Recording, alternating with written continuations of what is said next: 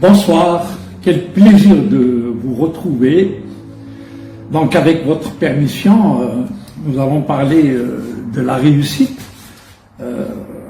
Il y a quelqu'un que je respecte beaucoup qui m'a demandé de parler de la réussite. Voilà, donc je le fais avec un immense plaisir. Nous allons utiliser la citation suivante. Dans la vie familiale, dans la vie sociale, dans la vie professionnelle, si vous deviez choisir entre la stratégie et le caractère, il est important de choisir le caractère. Donc nous allons utiliser cette citation pour définir le succès. Alors la première définition que je peux donc attribuer au succès, c'est la suivante. Si ce que vous faites n'est pas fait de la manière la plus sincère, la plus honnête qui soit, vous ne connaîtrez jamais la réussite. Car la réussite, ce n'est pas celle du portefeuille, c'est celle du cœur. La richesse, ce n'est pas celle du portefeuille, c'est celle du cœur. Donc, dans les affaires, si vous partez du principe que vous devez absolument vaincre le vis-à-vis, si vous partez du principe que vous devez absolument être plus malin, être plus efficace que le vis-à-vis, vous partez du mauvais pied. L'important, c'est de faire en sorte que le vis-à-vis gagne, d'abord. Car dans toutes les transactions, on peut dire que le vis-à-vis est beaucoup plus important que celui qui essaie de réaliser telle ou telle affaire. Donc, il faut toujours faire passer le caractère avant la stratégie. La première définition de la réussite, c'est la suivante. La réussite, c'est la réalisation progressive d'un objectif et qui puisse enrichir l'humanité. Et donc moi-même, puisque je fais partie de cette humanité-là. Voilà, donc la première définition, c'est la réalisation progressive d'un objectif qui ait un sens pour les autres, pour l'humanité, et donc pour moi-même. La deuxième définition de la réussite, c'est celle-ci. La réussite, c'est aller droit devant vers son objectif sans aucune garantie de succès. Elle est tellement belle cette définition parce qu'elle voudrait dire là que vous avez déjà un objectif qui compte pour vous. C'est un objectif que vous avez mûri dans votre tête pendant un certain temps et vous comptez absolument le réaliser. Donc vous avez la foi, si vous voulez. Vous croyez tellement en vous-même, en votre objectif, et bien sûr en Dieu, que vous êtes pratiquement certain de réussir cette aventure-là.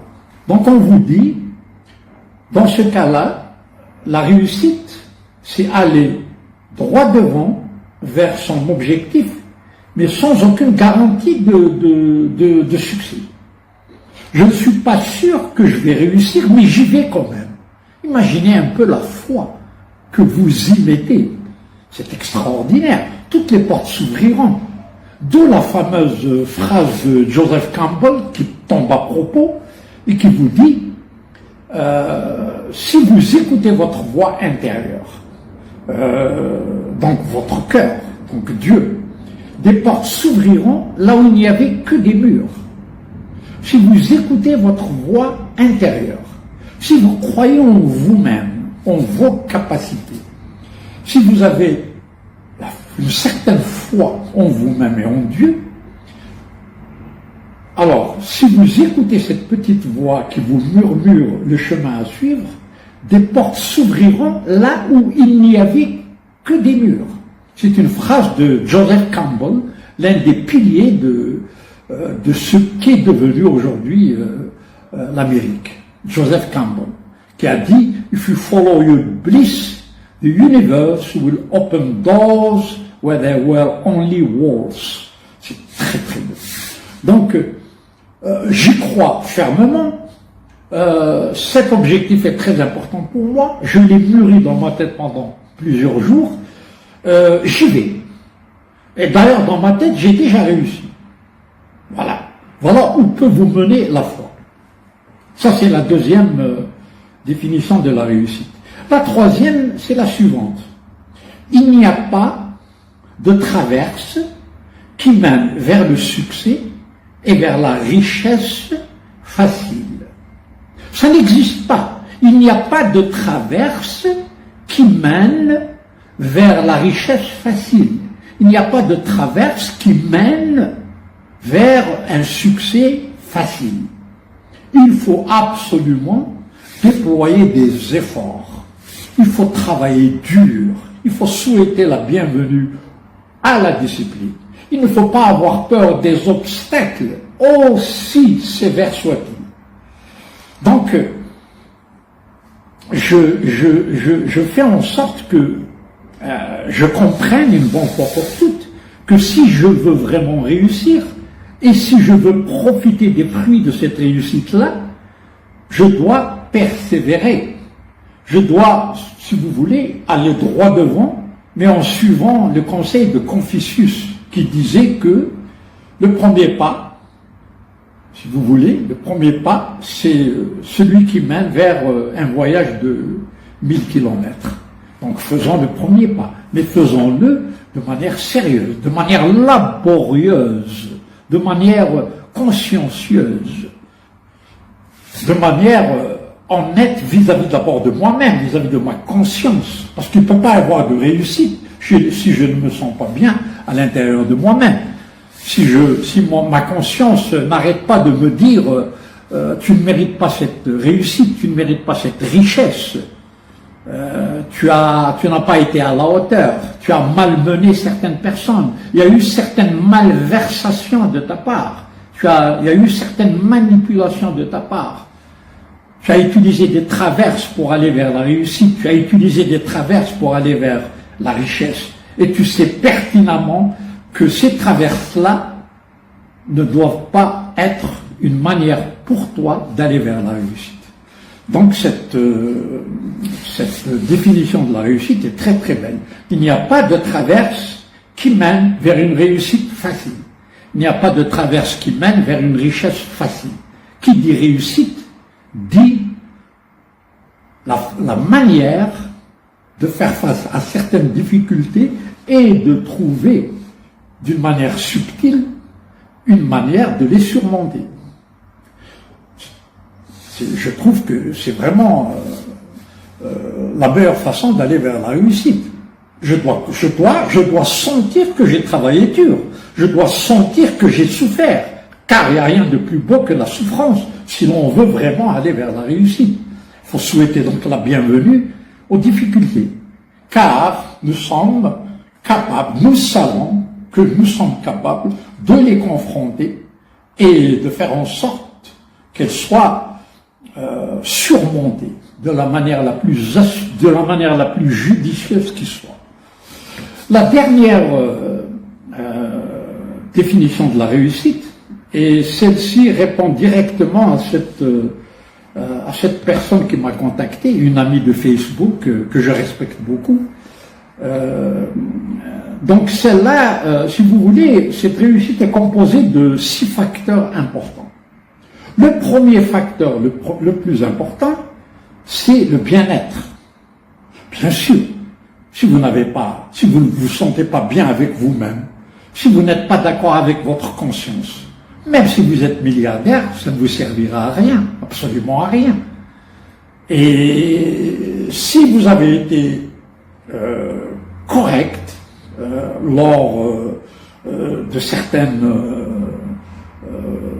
de certaines affaires que vous auriez conclues, si vous avez été honnête, ça veut dire que vous serez en harmonie avec votre conscience.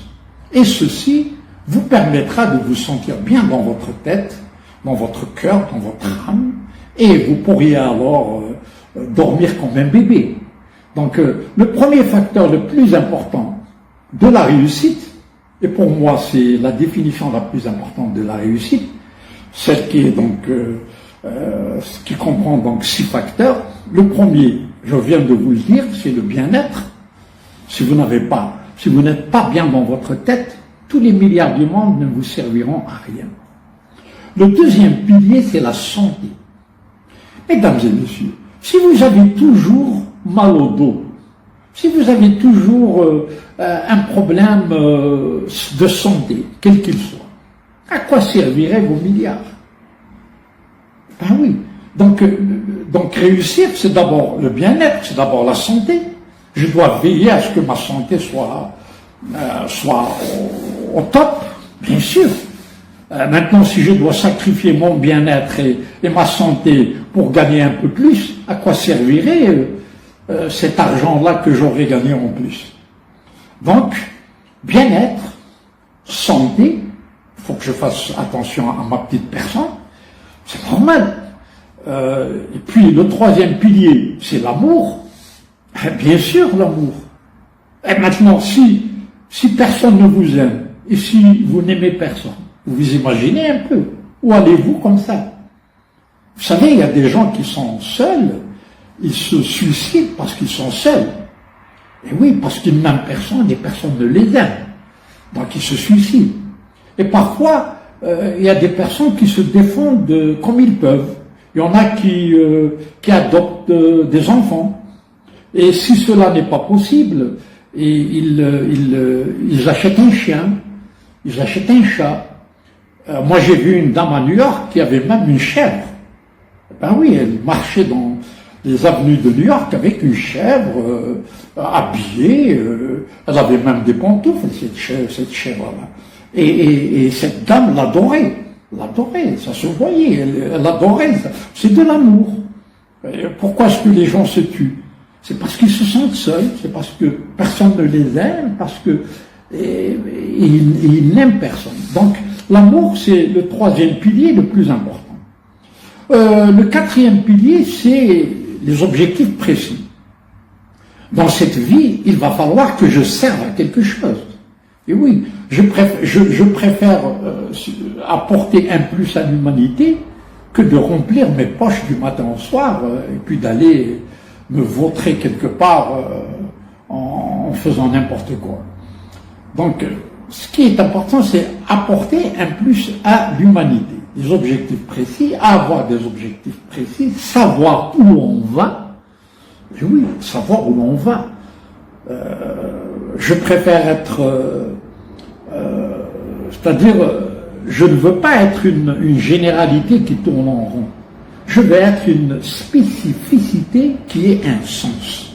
Je veux avoir un sens. Ça fait partie de la réussite. Je veux servir à quelque chose. Je veux que les gens se disent ce monsieur nous a apporté un plus. Grâce à ce monsieur, nous voyons les choses différemment. Grâce à ce monsieur, nous avons l'impression que nous progressons. Vous voyez, quand vous agissez d'une telle manière, vous apportez un plus aux autres. Il n'y a rien de plus beau sur Terre. Il n'y a rien de plus beau. Donc ça, c'est le quatrième pilier. Le cinquième pilier, c'est la fameuse pyramide d'Abraham Maslow. D'ailleurs, je vous recommanderais de lire Maslow, M-A-S-L-O-W, la pyramide de Maslow. Donc, le dernier échelon de Maslow, c'est quoi? C'est tout faire pour devenir ma meilleure version. Ça veut dire, je dois progresser, je dois me développer pour devenir ma meilleure version, pour pouvoir servir les autres. Parce que le meilleur d'entre nous, c'est celui qui sert les autres. Le meilleur d'entre nous, ce n'est pas celui qui se sert. Le meilleur d'entre nous, c'est celui qui sert les autres. Donc atteindre le dernier échelon de la pyramide de Maslow, c'est devenir sa meilleure version, atteindre son vrai potentiel. Ça, c'est très très beau. Et quand on atteint ce potentiel-là, on remarque que le matériel ne peut jamais supplanter le développement personnel. Le matériel, les acquisitions matérielles ne peuvent jamais supplanter le développement personnel qui, lui, est composé de valeurs et de principes qui nous permettent d'aller de l'avant. Donc ça, c'est le 5e pilier. Le 6e pilier, c'est l'argent, mais juste assez pour bien vivre et pour peut-être porter main forte à des personnes qui en ont besoin. Pourquoi juste un peu d'argent? Parce que avoir trop d'argent, ça peut vous nuire. Si vous n'êtes pas assez fort pour être le maître de cet argent-là, ça peut vous nuire. Parce que si l'argent est votre mère et votre maître, vous allez droit vers la catastrophe. Et pour ceci, je vous recommanderais, par exemple, de lire l'Avare de Molière, ou bien même le Tartuffe de Molière. Vous pouvez aussi lire un autre livre une autre comédie de Shakespeare. Je me rappelle plus du nom, mais ça va à peu près dans le même sens que l'Avare de Molière. Et ça, c'est vraiment très très beau. C'est le marchand. Alors, le marchand de Venise. Voilà. Donc, l'Avare de Molière, le Tartuffe de Molière, le marchand de Venise de Shakespeare. Pour avoir une idée sur l'argent. Si vous n'êtes pas maître de votre argent, vous en serez l'esclave. Et ça, je vous le déconseille. Mesdames et messieurs, encore une fois, je vous embrasse très fort et belle soirée.